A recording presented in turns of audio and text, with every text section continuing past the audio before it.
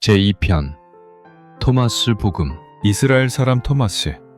그는 주님의 제자일 수 있습니다. 그는 유대인이 아닌 멀리 사는 이방인 신자를 위하여 주님의 어린 시절의 특별한 이야기를 그들에게 해주려고 어린 예수의 행적을 기록했습니다. 그는 상상력으로 또는 예수를 믿게 하기 위하여 그 책을 기록하지 않았습니다. 그의 기록은 군더더기가 없고 일어난 이야기만 기록했습니다. 만약 그 기록이 가짜였다면 엄청나게 부풀려서 이야기를 아주 재밌게 기록했을 겁니다. 하지만 그는 증인이 있고 실제로 일어난 이야기만 간단히 기록했습니다. 이 책은 주님 승천 후 바로 기록되었고 그 당시 초대교회에서 주님을 사랑하는 모든 신자에게 주님의 그 어린 시절 이야기는 너무나 인기가 있었습니다. 이 책은 진실합니다. 초대교회 신자들은 예수님이 하나님이었다는 사실을 추호도 의심 없이 믿었습니다.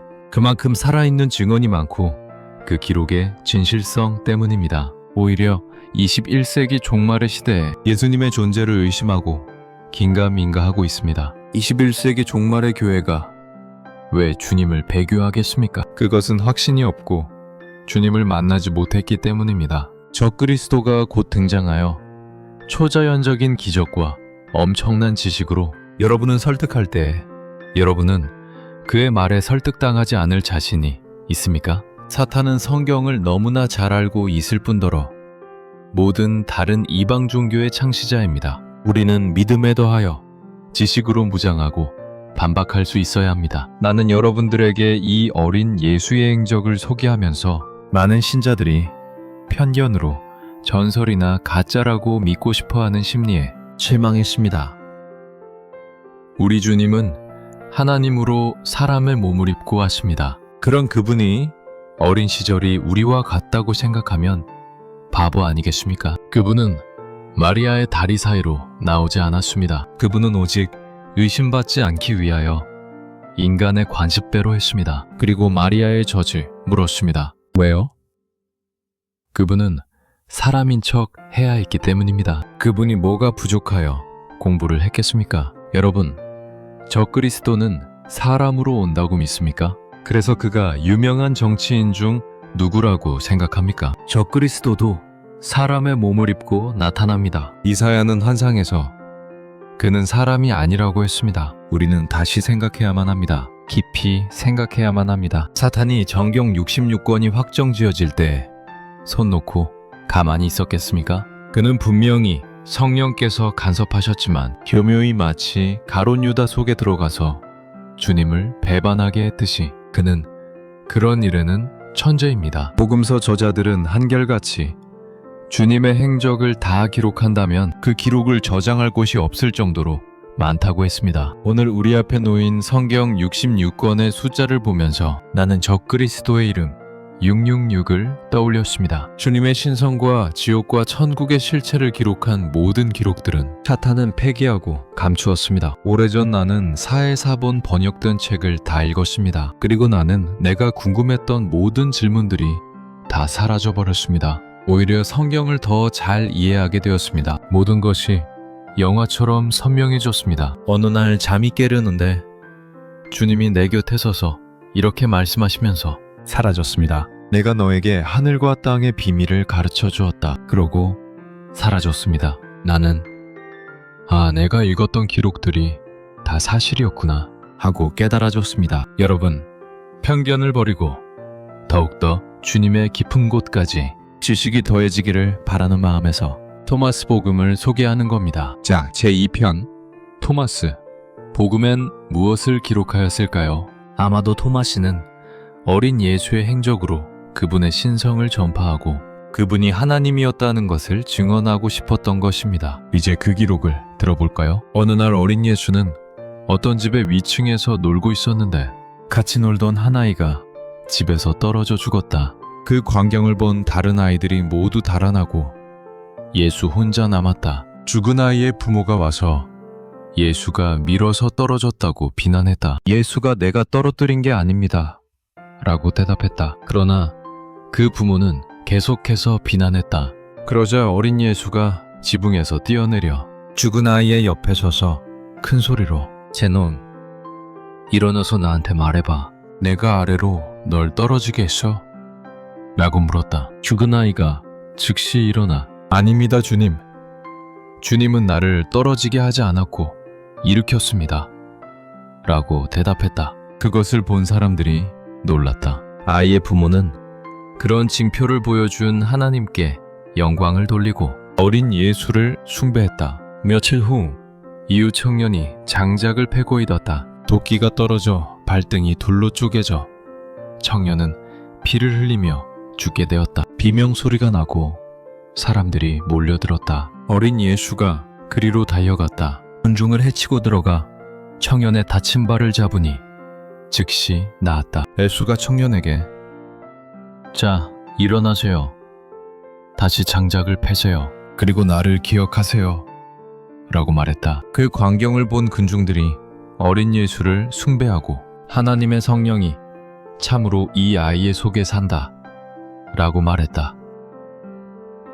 예수가 6살이 되었을 때 어머니가 어린 예수에게 물을 길어오라고 물동이 하나를 주었다. 그러나 복작대는 사람들 틀에 부딪혀서 물동이가 깨어졌다. 예수가 입고 있던 옷을 펴서 거기 물을 채워서는 어머니에게 가지고 왔다. 어머니가 그 기적을 보고는 예수에게 입을 맞추고 자기가 본 예수의 신비들을 혼자 마음에 간직했다.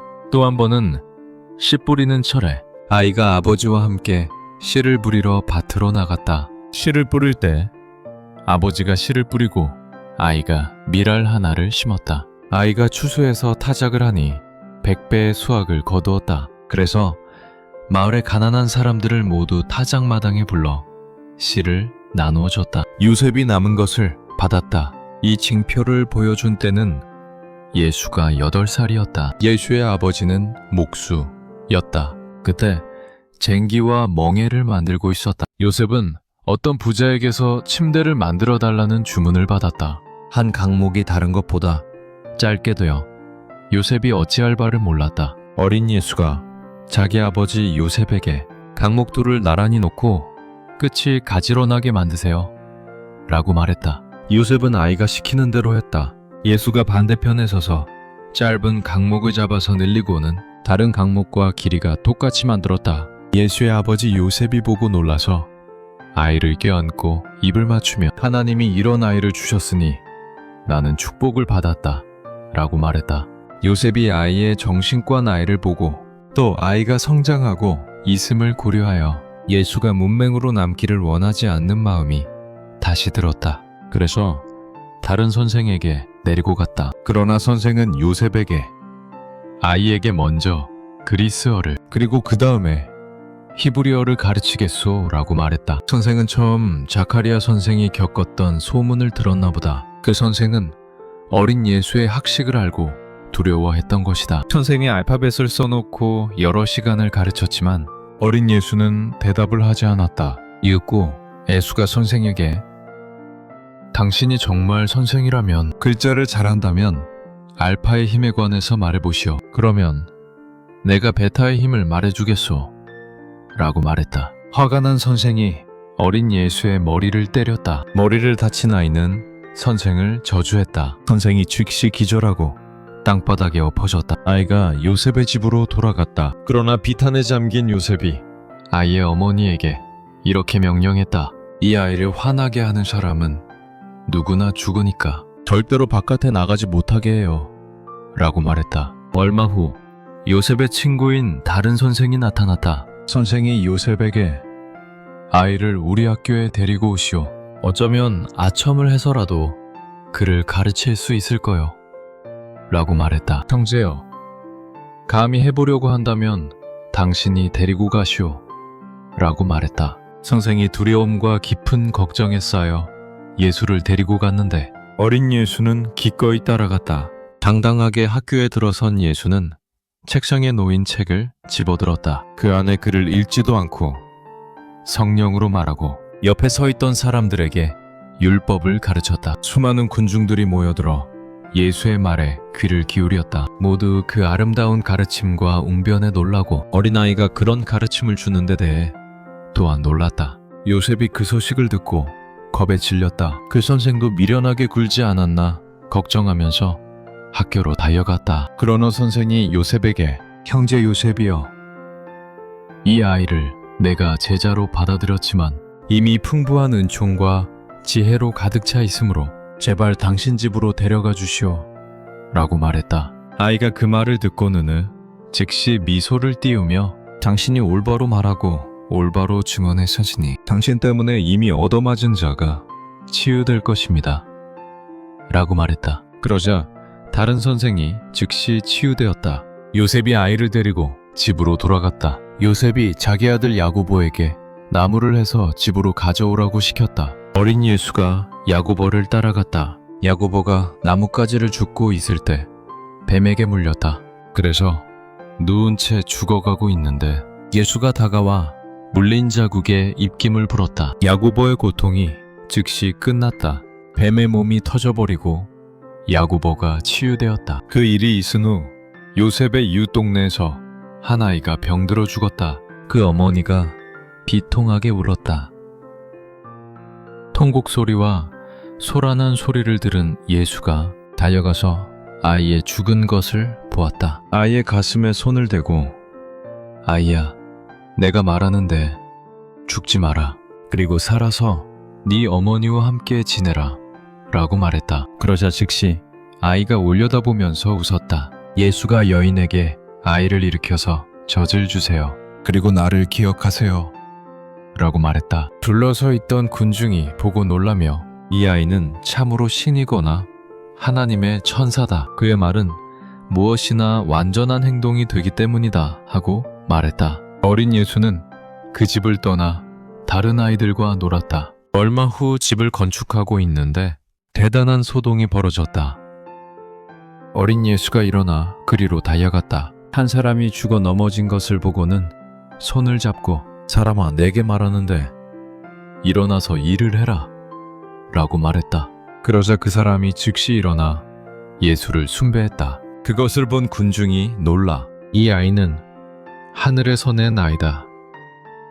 많은 영혼을 죽음에서 구했고 평생 동안 구할 수 있기 때문이다 하고 말했다. 예수가 12살이 되었을 때 부모가 관습에 따라 파스카 유월절을 지내기 위하여 여행 동료들과 함께 예루살렘으로 올라갔다. 파스카가 끝나자 부모는 자기 집으로 돌아왔다. 부모가 집으로 돌아가고 있는 동안 예수는 예루살렘으로 다시 갔다. 부모는 예수가 여행하는 일행의 틈에 끼인 줄 알았다. 하루길이 끝나서 부모가 친척들 사이에서 예수를 찾아보았지만 발견하지 못해 걱정에 잠겼다. 그래서 도시로 돌아가 찾아다녔다. 사흘 뒤에 성전에서 찾아냈는데 예수는 선생들 한가운데서 앉아서 듣기도 하고 질문도 했다. 모두 열심히 예수의 말에 귀를 기울이며 어린아이가 원로들과 백성들과 선생들과 논쟁을 하고 뇌법의 주요 문제들과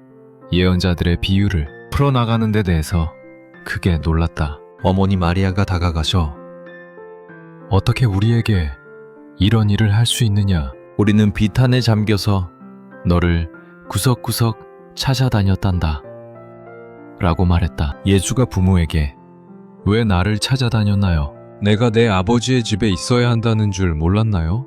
라고 물었다. 율법학자들과 바리새인들이 당신이 이 아이의 어머니요 라고 말했다. 마리아가 네 라고 대답했다. 그 사람들이 마리아에게 하나님이 당신의 배의 열매를 축복했으므로 당신은 여인들 가운데 축복받았습니다. 이러한 영광, 이러한 탁월함과 지혜를 지금까지 우리는 본 적도 들은 적도 없습니다 라고 말했다. 예수가 자리에서 일어나 어머니를 따라갔고 부모에게 복종했다. 그러나 예수의 어머니는 모든 일을 자기 가슴에 묻어두었다. 예수의 키가 커지고 지혜와 은총 안에 성장했다. 그분에게 영광이 영원히 있기를 빕니다. 아멘. 신약 성경에 어린 예수의 행적이 12살 때의 일만 기록되어 있지만 우리는 그분의 행적이 얼마나 많이 있었다는 것을 기억해야 합니다. 어린 예수는 사람들에게 내가 신이다, 내가 하나님이다 라고 몸소 행적을 통하여 드러나 보였습니다. 많은 사람들이 듣고 은혜를 받기 바라는 마음으로 만들고 끝을 냅니다. 많이 공유해 주시고 아이들에게도 듣게 하여 주시고 구독해 주시면 예수님의 놀라운 비밀을 그리고 종말의 놀라운 비밀을 알게 되실 겁니다.